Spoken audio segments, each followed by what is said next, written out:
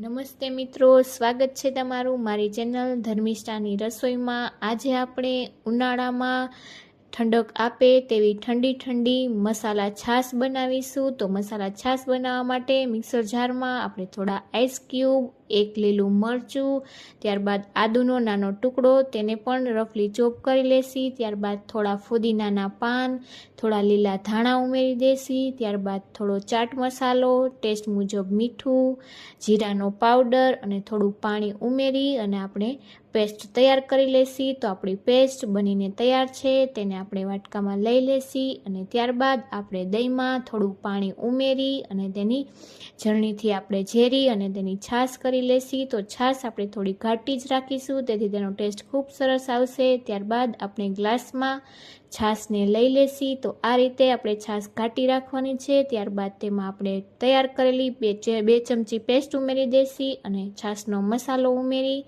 બધું જ મિક્સ કરી લેશી। તો આપણી છાશ બનીને તૈયાર છે। આ રેસીપીથી એકવાર છાશ બનાવી જરૂરથી ટ્રાય કરજો। ઉપરથી થોડા આઈસ ક્યુબ અને ફુદીનાના પાન અને કોથમીરના પાન ઉમેરી દેશી। ચેનલને સબસ્ક્રાઈબ કરજો।